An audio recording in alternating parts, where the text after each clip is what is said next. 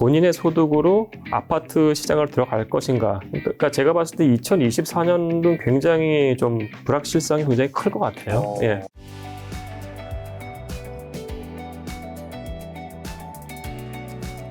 교수님 오랜만에 모시고 이제 부동산 시장 이전에 또 하락을 맞추셨던 분위기이기 때문에 한번 정확한 의견 좀 여쭤보려고 하는데, 교수님 보실 최근 부동산 시장 분위기 어떻고 사람들의 심리 좀 어떻다고 보시나요 지금은? 제가 봤을 때 올해만 보면은 네. 그 상고하저인 것 같아요. 네. 상고하저고 그 부분은 사실은 그 올 초의 분위기는 제가 봤을 때 두 가지 효과인데, 첫 번째는 이제 정부에서 정책 기조를 굉장히 완화시켜준 부분들, 그렇죠. 특례보금자리나 기타 이슈들이 있었고, 두 번째는 이제 작년 말부터 올해 3월까지 국고채 금리가 확 떨어졌어요. 근데 국고채 금리가 확 떨어지면은 주택담보이자가 확 떨어지거든요. 그러니까 정책 효과하고 금융적인 부분이 굉장히 부동산 시장을 좋게 만들었다고 볼 수 있을 것 같아요. 근데 그건 제가 봤을 때 굉장히 일시적이었고, 그러니까 올 초는 사실 약간 좀 기술적 반등이었다고 봐요, 개인적으로는. 근데 올해 이제 한 4월 달부터 지금까지 계속 국고채 금리가 굉장히 빨리 올랐기 때문에 지금은 부동산 시장 상황이 굉장히 안 좋죠. 그러면 지금 어쨌든 말씀하신 대로 상반기는 확실히 집값 올랐잖아요. 그건 팩트입니다. 네. 그러면 최근에 지금 11월 이제 말이니까 9월, 10월, 11월 분위기는 지금 현재 어떤 상황인 거예요, 좀? 그거는 이제 내려갔나요, 그럼 집값이? 집값 자체가 이제 강남하고 강북하고 약간 좀 달라요. 네네네. 약간 다르고요. 세 가지라고 볼 수 있을 것 같아요. 우선은 그 가격 자체는 강북은 이제 정체 또는 하락이 좀 나와요. 인덱스 상으로는. 네. 그리고 이제 매도 효과로 봤을 때는 양쪽 지역에서 매도 효과가 한 분기 전보다 떨어진 것도 잡히고 있고요. 그다음 세 번째 팩트는 거래량은 확실히 줄고 있어요. 거래량이 이 기간마다 좀 다른데요. 네. 그러니까 지금 제가 봤을 때 국토부 자료 보면은 한 7, 8월까지 한 3,800건까지 찍다가 네. 지금 이제 9월, 10월 되면서 그 거래량이 떨어지는 게 잡히고 있어요. 예. 서울시 전체로. 거래량이 조금씩 계속 좀 줄어들고 있다. 예. 어떤 분들은 그게 좀 시간이 지나야지 거래량이 정확하게 찍게 되기 때문에 그 뭐 9월이나 10월 데이터도 12월 이쯤 가면 거래량이 지금보다는 또 올라가 있을 거다 이렇게 얘기하는 분도 있어요. 그거는 이거죠. 사실은 그 부분은 우리가 그 아파트를 사면은 한 달 안에 이제 신고를 하게 돼 있어요. 그래서 지금 우리가 11월 말이니까 10월 말에 거래된 것들은 사실 안 잡힐 수가 있는 거거든요. 그렇죠. 따라서 10월 데이터가 정확하진 않아요. 그럼 9월 데이터는 정확한데, 근데 사실 그래서 월별로 트렌드를 봤을 때 이게 어느 정도 올라갔다가 떨어지는 트렌드가 잡히는 건 맞는 것 같아요. 예. 지금 거래량이 그런 거면 지금 매물은요? 거래량 어쨌든 떨어지고 있다. 예. 그래서 그 거래량 보여주는 아실인가? 데이터 있잖아요. 거기 보면 매물 많이 올라갔다고 나오곤 있어서. 근데 사실 매물 데이터가 이게 어느 정도 정확한지는 잘 모르겠어요. 왜냐면은 이제 중복돼서 올리는 것들이 있기 때문에 거기서 이제 아마 그 중복된 거래 건수를 제대로 다 통제했다고 하면은 해당 플랫폼의 정보가 맞다면 매물량이 올라가는 게 맞고요. 사실은 그 매물이 올라갔기 때문에 매도가 자체가 떨어지는 것들이 잡혀요. 예를 들어서 이제 강북 같은 경우에는 대형 단지 중에서 올 초에도 그렇게 많이 반등 안 한 데가 있어요. 근데 이제 반등을 조금 했다가 지금 다시 올 초 수준의 매도 효과가 나타나는 데 잡히고 있기 때문에, 따라서 지금 시장 상황이 그 올해 초하고 지금하고 굉장히 다르다고 보셔야 될 것 같아요. 예. 그럼 거래량 줄고 있고 매물 쌓이고 있는데, 이런 상황에서 많은 분들이 가장 교수님 보시면서 궁금한 거는 결국 2024년 시가 매매랑 이제 전세 좀 어떻게 되는지, 전국으로 따지면 너무 이야기 길어지니까요. 수도권만 딱 보셨을 때. 그러니까 우선은 지금 이제 매매하고 전세하고 좀 따로 보셔야 될 것 같아요. 그러니까 전세 같은 경우에는 계속 스물스물 올리는 게 다 잡혀요. 인덱스 상으로 봤을 때. 그러니까 제가 봤을 때 이거는 그 인플레이션 효과하고, 그리고 월세가 2020년, 2021년 완전 폭등했잖아요. 월세 상승분이 전세화된다고 했을 때 전세도 마찬가지로 상승할 수 있는 거기 때문에 지금 굉장히 안 좋은 이벤트들이 많았잖아요. 예를 들어가지고 뭐 이스라엘 하마스 전쟁이라든지, 미국도 사실 인플레이션이 몇 달 전까지만 해도 덜 꺾여가지고 계속 이자 올린다는 얘기도 했었고, 그 상황에도 불구하고 전세 가격은 계속 올라갔어요. 그래서 제가 봤을 때 전세 가격은 지금 그 인플레이션 효과하고, 그 다음에 입주 물량이 서울 같은 경우에 과거 평균보다 작은 점, 그래서 이 전세 가격 상승은 아마 올해하고 내년까지 계속 갈 것 같은 생각은 들어요. 근데 매매는 좀 다른 것 같아요. 매매는 실수요이기 때문에. 근데 매매 같은 경우에는 지금 봤을 때는 이 금융 사이드에서 효과가 너무나 커서 지금 그 국고채 금리가 떨어지면서 올 초에 가격이 좀 올라갔습니다만 다시 오르고 있는 국고채 금리가 올라가면서 가격이 잡히고 있는 게 보여서 올해는 그렇게 정리를 할 수 있을 것 같아요. 전세는 상승했으나 매매는 상고하저였고 네. 저는 이제 이게 시점이 중요한 게 아니고 상황이 정리가 돼야 될 것 같아요. 상황. 예. 어떤 상황이에요? 그러니까 예를 들어가지고 모든 게 좀 안정화되는 거죠. 네. 우리가 이스라엘 하마스 사태가 터질 줄 몰랐잖아요. 그런 상황이 안정화되는 거고 미국도 인플레이션이 확실히 꺾였다는 어떤 이 커먼 센스가 딱 이루어지고 그러면 이제 이자율이 이제 더 이상 상승하지 않을 거라는 어떤 그 상황이 정리가 되면은 그다음부터 얘기가 좀 될 것 같아요. 그 전까지는 지금 너무나 유동적이에요. 상황은. 예. 만약에 근데 그럼 하마스라든가 이스라엘 그런 것들은 지금 상황에서 계속 이어진다고 뭐 더 심해지지도 낮아지지도 이어진다 생각했을 때는 지금 집값이 어쨌든 상승세에서 지금 상승세가 좀 주춤해서 방향이 꺾였는데 이 방향은 이대로 조금 더 내려갈 확률이 있는 건가요? 내년에는? 그렇죠. 제가 봤을 때 이 불확실성이 있기 때문에 네. 그리고 이제 이자가 낮춘다.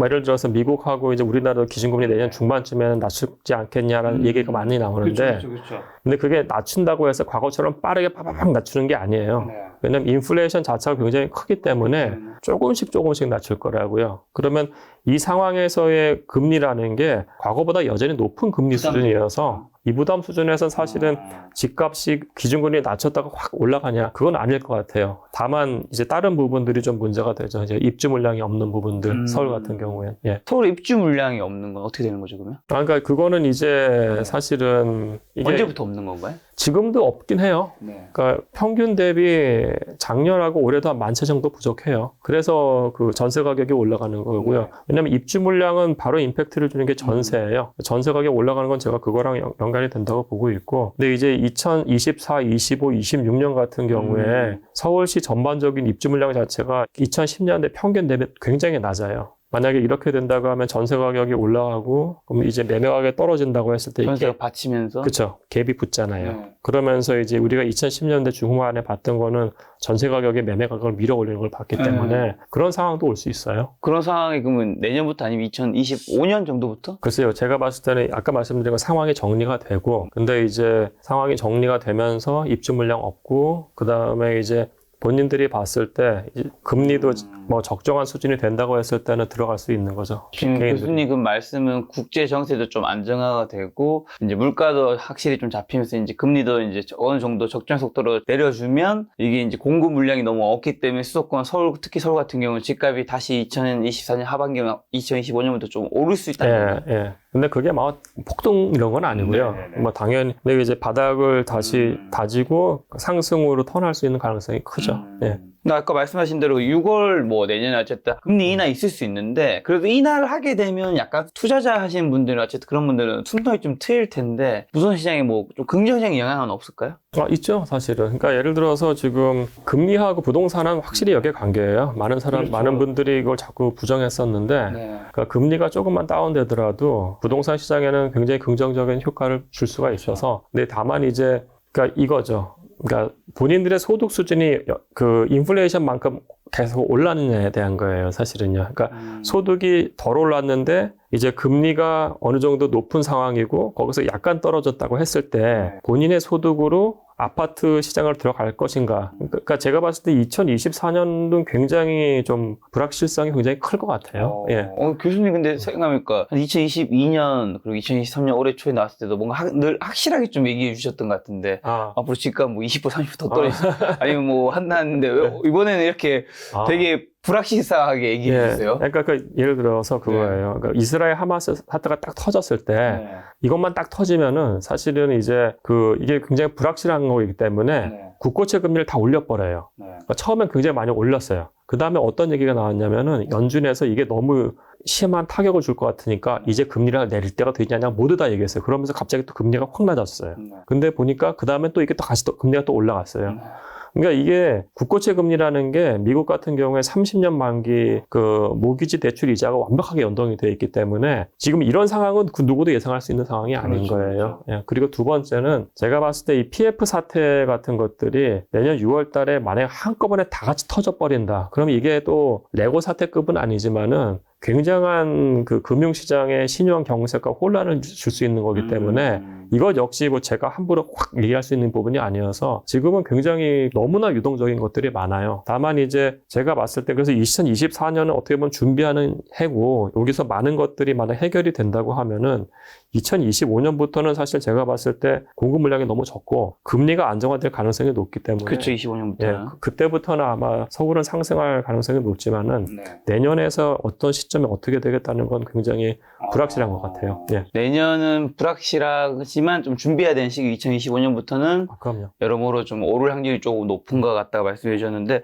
근데 어쨌든 이번에 이게 단기간에 반등을 집값이 바닥을 찍고 어쨌든 오른 거긴 하잖아요. 네, 지금도 다시 어떻게 될지 모르겠지만 원래 제가 알고 있기로는 집값은 항공모함 같은 거라서 되게 길게 갔다가 되게 다시 돌아온 것도 천천히라고 네. 들었는데 이거 되게 한 1년인가 1년 반 정도 만에 턴을 해버렸단 말이죠. 네. 이거는 정부 정책 아까 말씀하신 그런 것들 때문인 건가요? 정부 정책하고요. 네. 그 다음에 이제 국고채 금리가 올 초에 확실히 떨어진 거. 그러니까 이게 국고채 금리가 무서운 게 예를 들어서 그거예요. 우리가 작년 10월 달에 레고 사태 막 터졌잖아요. 그때 국고채 금리 10년물이 좀 중요한데 그게 한 4.7까지 갑자기 올라가 버렸어요. 4.7 엄청나게 높은 거거든요. 근데 그때 많은 사람들이 어떤 생각을 했냐면은 금융시장에서 높긴 높은데 이제 기준금리를 그러니까 작년 10월 달인 시장이죠. 그때 봤을 때 2023년 중반 되면 기준금리 낮출 거라고 봤어요. 아, 맞아요. 그렇잖아요. 그죠? 많았죠. 그때 전망이 많았어요. 그러면서 이제 그러면은 국고채 금리가 선행하기 때문에 이게 확 떨어져 버렸어요. 올해 3월까지 3.3으로. 그럼 이게 불과 4, 5개월 만에 130bps가 떨어져 버린 거거든요. 국고채 금리가. 그럼 이렇게 떨어지면은 주택담보대출 신규도 같이 떨어져요. 신규가 그때 동일 기간 동안 74bps를 떨어졌어요. 그러면 이건 굉장히 좋은 거예요, 사실은요. 근데 봤더니 기준금리 안 내릴 것 같아요. 되니까 다시 지금 올라버려가지고 4.2까지 갔다가 지금 또 3.7까지 떨어지긴 했는데 여전히 높은 수준이어서 올 초에 그 상황은 이 국고채 금리하고 시장 금리랑 약간 좀 괴리되었던 상황이 만들어낸 약간 기술적 반등이고 다만 이제 그 뉴스가 사실은 이 지역마다 약간 좀 다르게 전파된 것 같아요. 강남은 확실히 더 많이 반등을 했고요. 강북은 반등의 정도가 좀 낮아요. 네. 지금 말씀하신 대로 집값 이제 상승이 크게 일어난 곳이 이제 강남이고 특히 서울과 지방도 좀 차이가 많이 났었고 서울 안에서도 최상급지랑 최상급지 아닌 곳과 차이가 많이 일어났는데 이런 현상은 앞으로도 좀 계속될까요? 지금 제가 생각하는 양극화 같은 거죠. 그렇죠. 그러니까 이제 부동산이 지역별 시장이 완전히 존재를 해요. 우리가 그걸 무시할 수는 없을 것 같고요. 그러니까 서울이 강남에 오른다고 다 같이 오르고 다 같이 떨어지고 그게 아니고 그렇죠. 부울경 시장, 그다음에 대전, 세종, 뭐 광주, 대구, 수도권은 전혀 다른 시장이에요. 전혀 다른 시장이기 때문에 광역권을 다시 분석을 해야 되는 거고요. 그리고 두 번째는 이제 수도권 같은 경우에도 사실 인천, 경기하고 서울도 2010년대 중반에 시장이 분화됐어요. 제 말씀 뭐냐면은 2010년대 중반부터 19년까지 서울은 굉장히 빠르게 상승을 했는데 인천하고 경기는 거의 움직임이 없었어요. 근데 2020년 되면서 다 같이 오른 형편이었고 그 말씀 뭐냐면 수도권 안에서도 서울과 비서울이 좀 분화됐다 부분이고 다만 비서울 안에서도 이제 강남 밑에 있는 분당, 과천, 평촌 같은 경우는 서울이랑 같이 움직였어요. 2010년대 중반에 같이 올라갔거든요. 그리고 이제 서울 같은 경우를 보면은 이겁니다. 그러니까 어떤 올 상반기에 강남은 많이 오르고 강북은 좀 덜 올랐고 지금 여기 약간 정체, 강남도 지금 가격 떨어지고 있거든요. 호가 기준으로 봤을 때는. 근데 만약에 그러면 2023년부터 우리가 2027년까지를 봤을 때 강남이 지금 이렇게 올랐다가 조금 떨어졌다가 앞으로 또 계속 이렇게 오르냐 그건 아니에요. 누적 상승률로 보면은 사실은 언젠간 두 개가 굉장히 같이 가요. 그러니까 2010년대 하고 2021년을 보면 강남이 먼저 팍 올라갔다가 마지막에 상승세가 누그러지고 강북이 덜 올랐다가 막판에 확 올라갔어요. 그래서 누적 상승률 자체는 비슷했어요. 그래서 지금 뭐 강북이 상대적으로 가격이 떨어졌다고 해서 앞으로도 계속 떨어진 상태로 이런 상태가 갈 거냐? 그건 아니에요. 공간 균형을 추구해요. 결국에는 어떤 특정 기간은 강남이 더 크게 오를 수 있지만 뭐 좀 더 길게 보면 비슷하다는 건데 그럼 서울과 지방은요? 지방은 다르죠. 지방은 좀 다를 것 같은데. 완전히 다르죠. 향후의 마켓은 제가 봤을 때 서울 플러스 강남 이남에 있는 분당, 과천, 이 평촌 정도가 아마 같이 갈 거고 나머지가 굉장히 차별적일 거예요. 굉장히.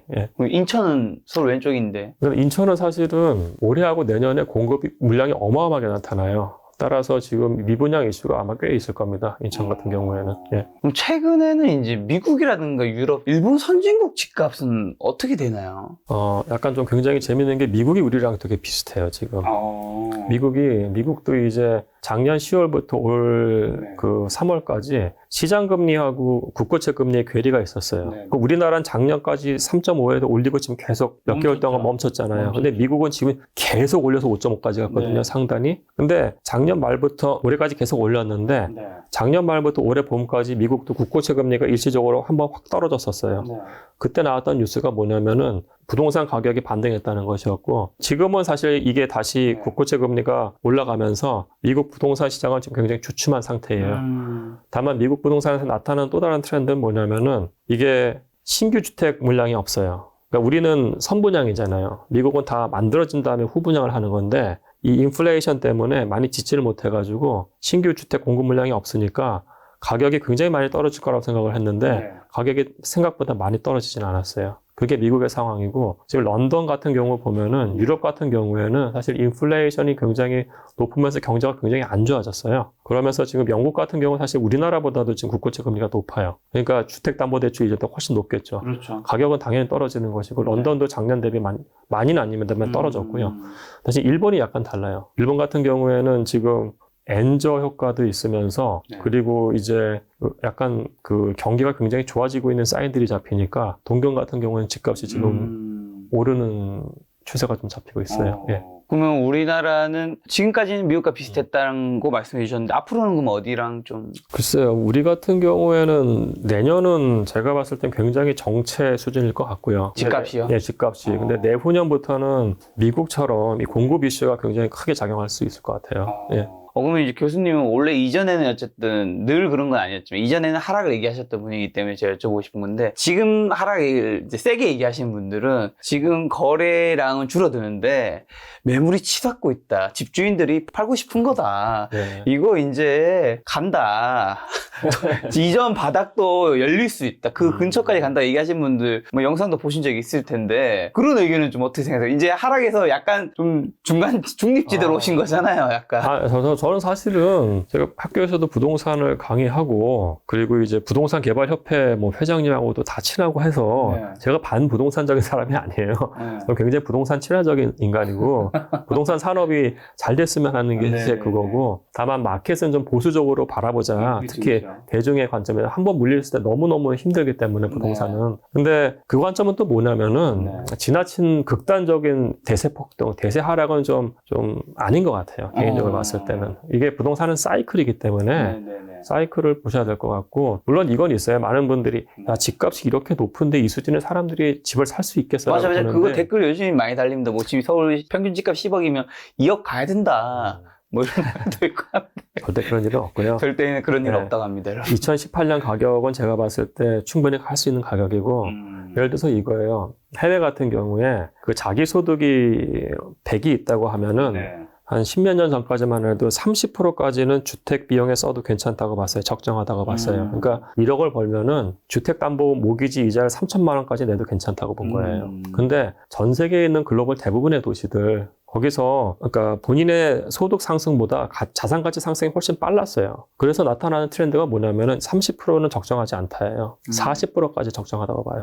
네, 그래서 1억을 벌면 4천만 원까지 주택담보대출 이자에 내는 거에 대해서 미국에선 공감해요. 그럼 우리가 서울시 그 1인 가구가, 물론 이 부분은 제가 그 서울시 빅데이터 자료를 좀 해킹해가지고 제가 역계산한 건데 2021년 평균이 1억 1,500만 원이에요. 이것도 비싸다고 보실 수 있겠습니다만은 그 부부가 양쪽으로 벌고 기타 자산 소득이 있다고 했을 때 1억 500만 원 제가 한번 가능한 것 같아요. 4인 가구 기준으로 했을 때. 그럼 이분들이 40%까지 주택 대출 이자를 내고 이 상황에서 이자가 3%냐 4%냐를 봤을 때 어떤 경우에는 사실은 말씀하신 10억 정도 되는 주택도 충분히 억셉터블 할 수 있어요. 예를 들어서 이거예요. 1억이라고 칠게요. 1억이라고 치면은 본인 돈 4천만 원까지가 갈 수 있는 겁니다. 그죠? 그럼 주택담보대출이 4%라고 했을 때는 10억짜리 주택은 충분히 가능한 거예요. 사실. 물론 이제 주담대가 6%가 되면은 이제 10억까지 주택은 못 살죠. 그때는 한 6억 6천까지는 살 수 있는 거죠. 그죠? 다만 우리나라가 이제 물론 상단이 8% 가기도 하고 7% 가기도 했습니다만 어느 정도 지금